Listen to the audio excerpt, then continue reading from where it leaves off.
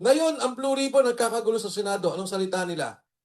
Bumababa na daw ang dignidad ng Senado. Tingnan natin. Pag nagsalita ang Blue Ribbon Committee at nagsimula ang hearing, sobrang tataas ang Senado at makikita nila ang katotohanan. At dyan po, tuloy-tuloy pa rin tayo. Ngayon may banta ng pag-aresto kay Senator Jinggoy Estrada. Dalawa pa o tatlo ang mga senador.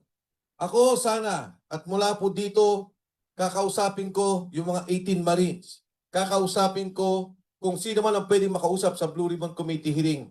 Mabilisan lang, isa lang sila.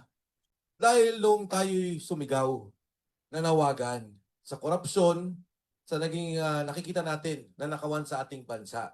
Organisado, sistematiko, trilyon-trilyon ang pondong nawala. Ako, personal, napasok ako nung panahon na lumabas si Sergeant Gutesa at nagtuloy-tuloy na. Kaya po kami nandito sa harap dahil yung pa rin yung aming panawagan na kailangan resolvehin itong problema. Dapat pagbayarin yung mga nagnakaw. Managot yung may kasalanan. Ngayon sa prosesong ito na nagsasalita kami at humaharap kami, nagkaroon ng dagdag na problema. Nagkaroon ng dagdag na ating pasarin sa amin. Dahil nga, katulad ngayon, pinaplug ni Atty. Topacio yung kanyang show kasi nasara sila. Natanggal sila. Ako bukod sa mga personal na kaso, 3 negosyo ko yung tinira. Bago nun, walang tinitira. Wala namang problema. Pagkatapos po nun, sunod-sunod yung mga negosyo. May sariling proseso yan. May mga abogadong nakipaglaban. Pero bakit tayo umabot sa ganito? Sa isang demokrasya, ang tangi pong hawak namin ay yung aming boses, yung aming pananalita. Sa isang diktador, ang diferensya niya o kaibahan sa demokrasya, hindi ka pwedeng magsalita. Pero ngayon, yun ang pilit nilang ginagawa. Pinapatahimik kami, tinatakot, ginikipit. Ito kailangan nating labanan. Tuloy ang laban sa korupsyon, tuloy ang laban sa panggigipit. Dahil ito, nagsama-sama tayo, mahaba po ang susunod na eleksyon Hindi naman ito sa eleksyon. Kung hindi hustisya talaga at katarungan. At palagay ko, sa bawat araw na dumadaan, 40 na kaming kinasuhan. Dadami pang kakasuhan. Bakit nakakalungkot? Tinanong ako, kung may kaso kayo talaga, dapat kasuhan kayo.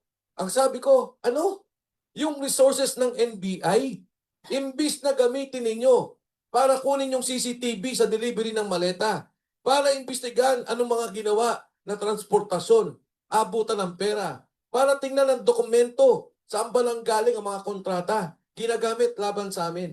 Ang mga abogado ng ombudsman, imbis na pag-aralan ang mga kaso sa totoong nagnakaw, ginagamit laban sa amin.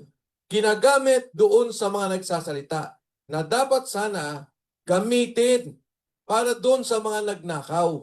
Kasi nais nila na wag po talagang matuloy. Nais nila na wag talagang madinig. Pero katulad ng sinabi ko, wag po tayong tumahimik. Hindi na para sa atin, hindi para sa away, hindi para sa kulay politika, pero sa kinabukasan ng ating mga anak at ng ating sambayanan. Salamat po.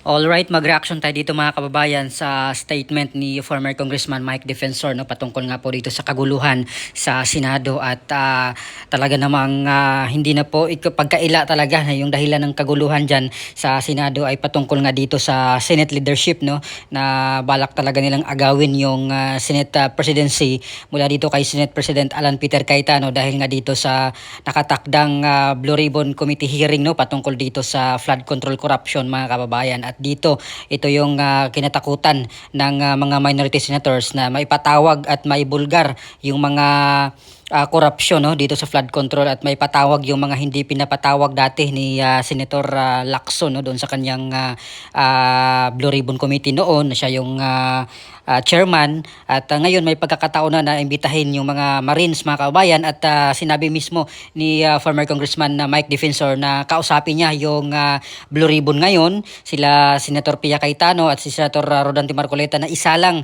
ng mabilisan yung 18 Marines mga kababayan para magkaalaman na at mailagay sa official record ng Senado yung kanilang mga testimonies, yung kanilang mga deliveries di umano ng mga pera doon sa mga bahay nila Romualdez, sila Saldico at kung sino-sino pa yung mga pinagbigyan di umano nila ng mga maleta no at mga paper bag na mga pera mga kababayan at alam ko at narinig nyo na yung kanilang mga testimony no kung kanino nila binigay yung mga pera na iyon at ngayon ito yung pinangangambahan ko rin mga kababayan ngayong araw Lunes no nagbabalik muli or magbabalik muli yung sesyon ng Senado dahil si Ping Lacson ay may mga sinasabi na aagawin nila ngayong araw daw yung liderato ng Senado mga kababayan at sa aking personal na opinion ay syempre nangangamba ako kasi pag once na maagaw nilang muli yung liderato mga kababayan ng Senado, mapatanggal nila itong si Senate President Alan Peter Cayetano ay mawawala ng saysay itong nakatakdang investigation ng flood control corruption sa June 4 no sa Huwebes sana mga kababayan.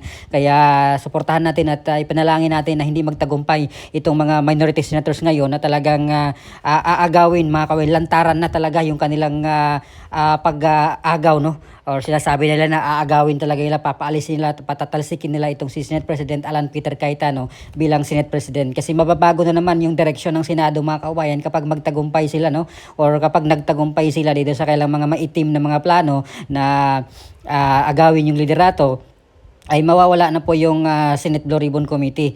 Matanggal na si Senator Pia at itong subcommittee na gagawin sana no or itatalaga ni Senate President Alan Peter Cayetano si Senator Marcoleta para mag-lead no dito sa pag-imbestiga solely no dito lang talaga sa flood control corruption mga kababayan para tutukan tong sa flood control corruption na issue mga kababayan. Kaya abangan natin mamaya no sana hindi po magtagumpay itong mga minority senators kasi yung pag-asa lang nila talaga dito mga kababayan itong mga minority senators na mapatanggal nila si SP Cayetano ay doon sa pag-aresto no kay Senator Jingoy Estrada at dito kay Senator Joel Villanueva at meron pang mga paparating pang mga waran siguro no kasi may mga kaso na rin daw po itong sila Senator Chis Escudero at si Senator Marcoleta meron na ding plunder case daw mga kababayan dahil lang doon sa donation ni former Congressman Mike Defensor. Kaya itong ginagawa talaga nila ngayon ay malinaw no. Talagang iwan ko lang kung hindi mo mag-gets yung ginagawa ngayon ng administration patungkol dito sa mga majority no na talagang kinakasuhan nila yung mga majority senators ngayon mga kababayan. At ang bilis nila mga kababayan no na magkaso dito sa mga nagsasalita against dito sa corruption samantalang doon sa mga involved dito sa flood control corruption ay kasimbagal ng pagong naman mga kababayan yung usad no ng kanilang pagkakaso.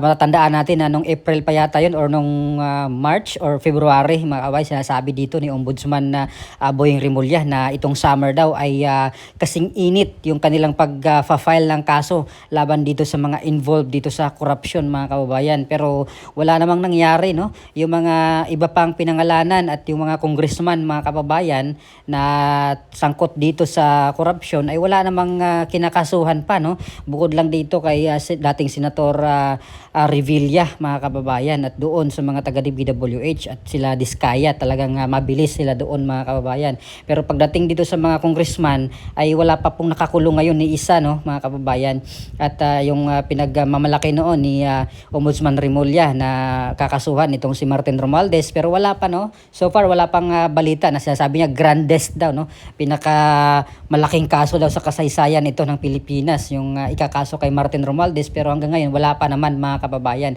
at pumalag na nga po dito no si Martin Romualdez at nagsalita yung kanyang abogada patungkol dito na wala daw pong kinalaman itong si Martin Romualdez doon sa paggawa ng budget mga kababayan. So malalaman natin ito pag magkaroon ng Senate Blue Ribbon Committee hearing no dito sa flood control na ito at yung mga budget insertion, yung mga pagbibenta ng mga proyekto, yung sinasabi ni Congressman Toby Chanco na sagasa at parking ay sana mabulgar yan mga kababayan at magharap-harap itong lahat ng ito, no? Sila Saldico, si Martin Romualdez, ano kayang mga sasabihin nila, no, kung magharap sila mga kababayan, kung magtatanggihan ba kaya sila or talagang ipupush ni Saldico yung kanyang naunang mga statement, no, na sinabi niya na sumunod lang siya sa utos, mga ganyan. Kaya talagang napaka mahalaga talaga mga kababayan na magharap-harap sila, plus itong 18 Marines at yung dalawang tauhan ni Saldico, no, yung si Mark Tiksay at yung isa pa ay dapat ipatawag din at itong mga Bersamin mga kababayan na sinasabi dito ni Senator Ivy Marcos na kailangan ipatawag, no, itong maglulong Bersamin, pati na rin dito si dating Budget Secretary Amina Pangandaman at yung iba pang mga personalidad mga kababayan na hindi pinapatawag noon ni Senator Lacson ay dapat may patawag dito ngayon sa nakatakdang flood control hearing sa June 4 mga kababayan. Kaya sana hindi magtagumpay, no, itong binabalak ngayong hapon. Baka gagawa ng eksena na naman tong mga minority senators, baka mag-walk out sila or sinasabi dito nila Lacson at ni Tulfo na meron di umanong dalawang senator din from majority na tatawid daw dito sa minority, mga ganun. May mga ganun silang mga pinagsasabi mga kababayan, no, sa media, sa mga statement nila, pero dinidebunk naman sila dito ni SP Cayetano patungkol dyan mga kababayan na ginagawa nilang propaganda di umano yung mga ganyang style, no, yung estilo nila para utuhin or linlangin yung mga taong bayan dito mga kababayan. So naniwala naman din po tayo, no, kapag nag-umpisa na yung hearing dito sa Senado, itong sinasabi nila ng minority senators na nasira yung integridad ng Senado, naniwala po tayo na aangat sila muli mga kababayan kapag nag-umpisa na muli itong hearing, no, sa flood control mga kababayan na inuupuan lang nila nung panahon nilang sila pa yung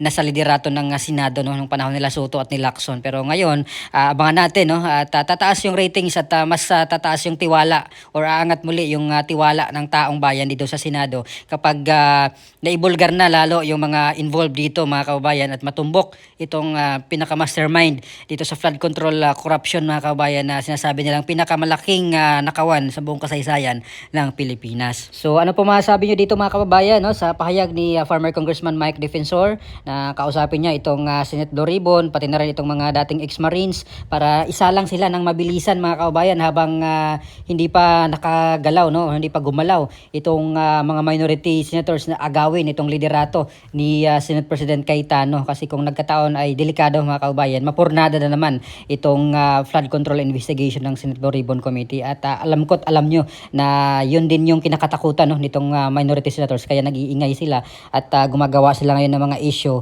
sinisiraan nila itong majority na senators na nasira daw yung dangal ng Senado mga kababayan dahil sa kanila. Pero nung panahon nila na inuupuan lang nila itong investigation ng flood control ay wala silang sinasabi na nasira yung dangal, nasira yung integridad ng Senado mga kababayan. So please comment down below. Maraming salamat. God bless po sa ating lahat.